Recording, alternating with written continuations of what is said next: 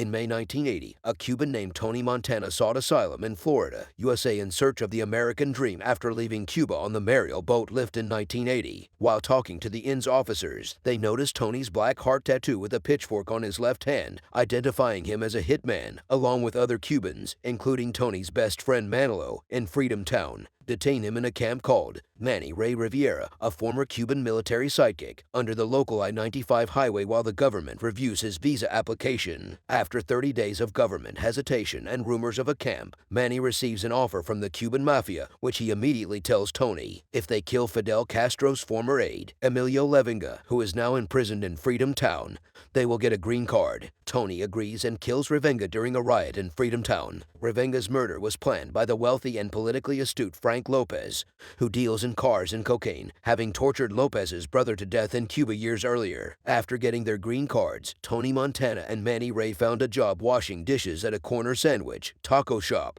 A few weeks later, Lopez's henchman and underboss, Omar Suarez F. Murray Abraham, the man who contacted Manny about working on Revenga's hits, told Tony and Manny to take marijuana from a ship unloaded from Mexico. We offer low-risk jobs to sell. The next night in Miami for $500 each. Tony insults Suarez by refusing the job because he receives less money, demanding at least $1,000 for the job. After the altercation, Suarez hired Tony at another job and bought 2 kilograms of cocaine worth about $25,000 from a Colombian dealer named Hector the Toad. Work. This weekend, Tony, Manny, and 2 other Marilitos who met in Freedom Town, Angel Fernandez and Kai Kai, went to record Hector the Toad, a down motel on the boulevard of Miami Beach. While Manny and Kai Kai wait in the car on the street, Tony and Angel go to see Hector in his hotel room. The meeting does not go smoothly when Tony becomes irritated with Hector, who is slow to give him cocaine for money. Suddenly, Tony and Angel are betrayed by the Colombians. It turns out that Hector is not going to sell Tony the cocaine he has. He's just trying to steal the money Tony received to buy the product.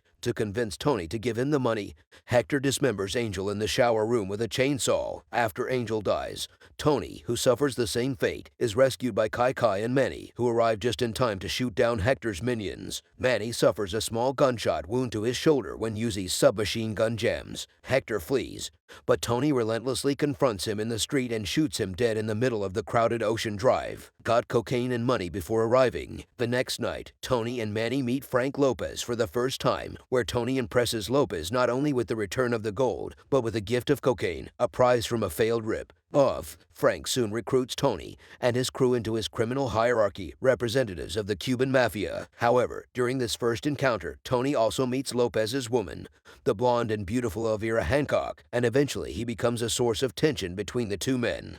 Tony and Manny take Tony and Manny to a local nightclub called Babylon Club, where Frank frequents, and Tony and Manny see firsthand the high standard of living they have obtained. Frank actually warns against these excesses, but Tony is tempted by them. This is how Tony Montana joins the ranks of Miami's cocaine underworld. 3 months later, Tony joins the ranks of Frank's cartel, going from being a drug smuggler and buyer to being a trusted lieutenant alongside Manny. Tony helps Elvira buy himself a new Cadillac and becomes more and more attracted to Elvira as he personally flirts with her. Elvira gets her attention, but she still seems to see Tony as an inferior con artist. Tony tries to make amends by meeting up with his estranged family. It is implied that Tony's father, a former U.S. Navy sailor, abandoned his family when Tony was a young child and has since lived with his mother and his 19-year-old sister Gina, wives in Miami. One evening, Tony shows up at his mother and Gina's house in fashionable clothes and offers $1,000 cash for financial assistance. Gina is overjoyed to see her brother for the first time in 5 years. However, Tony's mother only despises him and has nothing to do with him since he turned against them years ago for a quick and easy life of crime in Cuba. I don't want she is proud to be able to accept his money despite her financial difficulties. However, Gina, who loves her brother, follows her brother outside and slips the money there. Gina tells Tony she wants to be a part of the fancy life he has for him. Tony's love for Gina is clearly genuine, because she is the only person he trusts, and she is obsessively protective. Later, Manny comments to Tony about how attractive Gina is, but Tony angrily warns her to stay away. A few months later, Tony is sent to Bolivia to help Omar secure a new sales deal with Bolivian kingpin Alejandro Sosa to buy 200 kilograms of cocaine. Tony should have let Omar talk, But Omar proved to be a poor negotiator, prompting Tony to step in and save his deal. They appear to be negotiating a seemingly mutually beneficial deal, with Sosa overseeing shipments to Panama and Tony and Lopez's cartel taking over from there. But Omar Sosa appears to side with Omar and suggests that Omar use his phone to call Frank. Minutes later, Sosa hands Tony the binoculars and watches as two terrifying assassins, Alberto the Shadow and Skull, execute Omar by hanging him from a flying helicopter. Increase. Sosa reveals that Alberto was aware that Omar was a police informant when he was working in New York City several years ago. And Sosa has zero tolerance for dishonesty. Tony never goes back on his word and claims he never trusted Omar. Sosa, who believes Tony can be trusted, agrees to let Tony on board as a North American distributor of cocaine and other drugs. However, after their agreement, Sosa warns Tony never to betray or cheat on him. Back in Florida, Tony is beaten by Frank for overstepping his authority and hearing about Omar's death. Tony tells Frank that he will pay Sosa $18 million to pay for manufacturing and transportation costs, and that he will receive 2,000 kilograms of cocaine from Bolivia to sell and distribute across the country, and in 1 year he will earn $7,500. I will explain that it will be $1 million. He is worried because Frank doesn't have millions of dollars to pay Sosa for the cocaine, but Tony is close with Sosa and has set up a credit line with him to pay the bills they pay. I said I figured out a schedule. He pays $5 million up front and the rest in monthly installments. If Frank falls short of a few $1,000,000, Tony will make the money he needs through his own street contacts. He says he just made you think he did. Tony replies that it's time for them to think big and expand the cartel to distribute cocaine across the country. As the Sosa cartel's primary North American distributor and wholesaler, they will earn millions of dollars and become the largest cartel on the continent. Frank warns Tony that Sosa is not to be trusted and that sooner or later he will turn against her for the slightest deviation or interference in his business. Ordered to postpone, Frank quickly tells Tony that ambitious drug dealers like himself are too coveted for money, power, and attention to last long in the business. Tony indifferently shrugs and stands on his own. After this incident, Tony seeks out Elvira, who makes an unexpected proposal. She is upset, but she agrees to think about it. When Frank Lopez found out about this, he wasn't very happy and decided to take Tony out. That night at the Babylon nightclub, Tony is approached and knocked out by a Miami police officer named Melbournestein. He offers to tax Tony for his dealings in exchange for police protection and information. Tony is distracted when he sees Gina dancing with a local drug dealer. He follows the two to a toilet stall where he berates Gina for her promiscuous behavior. He asks Manny to take her home. Along the way, Gina admits that she is attracted to Manny, who repels them, realizing that Tony is relentlessly protective of her. Back at the nightclub, Tony is attacked by two gunmen, but manages to escape and kill them both despite being shot in the left shoulder. Tony suspects Frank of sending Bernstein and the hitman, and after Tony arrives at Frank's office at 3 a.m., one of his bodyguards, Nick the Pig, to call Frank. At midnight the same night, he announces that the hit failed. Tony, Manny, and Kai visit Frank at the dealer's back office where he is with debt. Amber, Nick calls Frank, who plays the phone back to confirm his involvement, and Elvira says he'll be home late. When it becomes clear that Bernstein won't help him, Frank begs Tony's forgiveness, telling him he can get Elvira and $10 million if he spares his life. Tony has none of it, and Manny ruthlessly executes Frank. Amber claims she can be a valuable ally to Tony, but Tony disagrees and kills him as well. Tony, Manny, and Chichai then see the late Frank's personal bodyguard, Ernie, who offers him the option of being killed or working for them. Of course, Arnie agrees to work for Tony, seemingly resolved.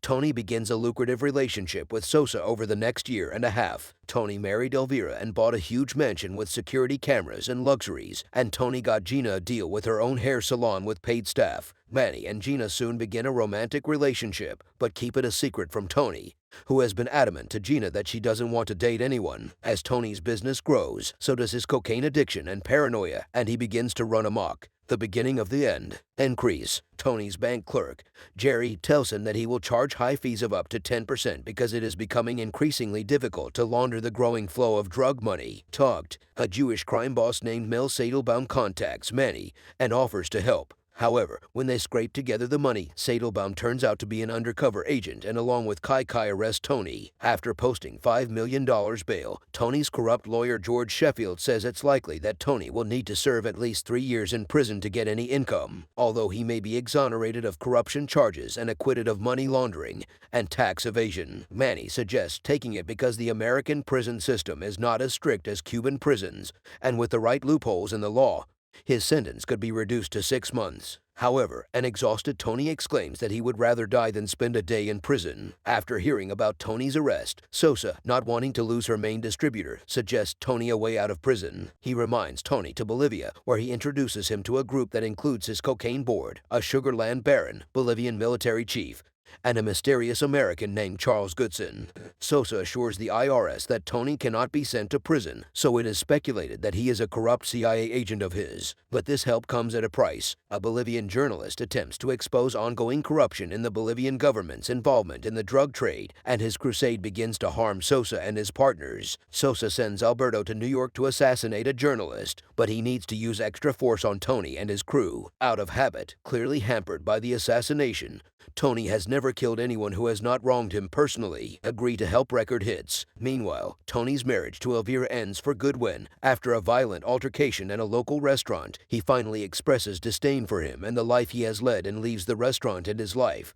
A cocaine-drunk Tony tells other patrons at the restaurant that his presence is necessary because society needs to call a man like him a criminal. Tony also told him that he would take care of things while Manny went to New York on his job. Tony travels to New York City with his two trusted henchmen, Kai and Arnie, while Alberto place a bomb under a journalist's car and detonate it in front of the United Nations building before killing the man, addressed Sosa's cartel at the United Nations General Assembly and spat out rants. But Tony is worried when a journalist unexpectedly picks up his wife and children. Tony says the team should only kill the journalist and shoots Alberto dead to prevent the journalist's family from being killed. When authorities later discover an unexploded ordnance under the journalist's car, they realize an execution was planned and increase security to protect the journalist. Sosa is now the prime suspect, and Sosa vows to get along with Tony. Back in Miami, Tony discovers Gina and Manny have disappeared. Tony revisits her mother and she angrily tells him that Gina has fallen into her immoral life, accusing her of corrupting her with her flamboyant lifestyle. After learning Gina's home address from Mrs. Montana, Tony goes to her Grove home in nearby Palm. To Tony's surprise, Manny unexpectedly opens the door in his bathrobe. Tony sees Gina in a negligee at the top of the stairs. Angered that another man had apparently slept with her sister, Tony shot Manny dead. Hysterically, she reveals to Tony that Gina just got married and she will surprise him. Tormented by her guilt,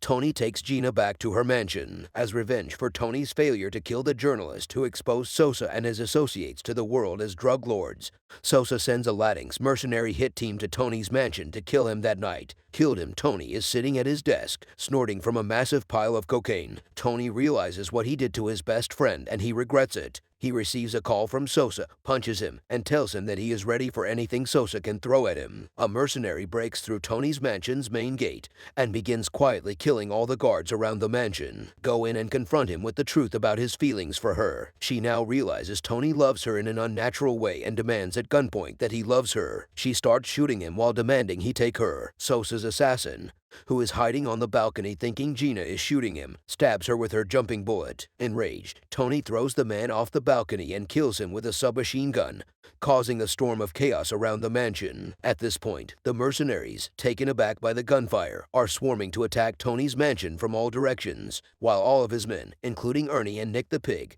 are killed, Tony, still crazed on cocaine, crouches over Gina's corpse and begs forgiveness when the mercenaries break into the mansion. As it falls, it fires and bangs on Tony's office door. Unfortunately, Tony doesn't seem to hear him. Kai is shot in the back and Tony sees it on a security camera. As the killer prepares to storm his office, Tony finally wakes up from his drug-induced state, armed with an M16A1 assault rifle with an M203 grenade launcher mounted underneath, and blows open the door. A large shootout ensues as Tony reaches the grand staircase and guns down dozens of Sosa's men who are attempting to storm the balcony. Tony gets hit back several times, but he keeps shooting. With most of Sosa's men dead, a drugged Tony defiantly yells at the assassin, unaware that the Skull has sneaked into the room behind him. Skull shoots Tony in the back with his 12-gauge shotgun. Tony falls from the balcony into the reflecting pool under the grand staircase. In the final shot, Tony Montana lies dead as Skull and a few surviving assassins look on. The world is yours.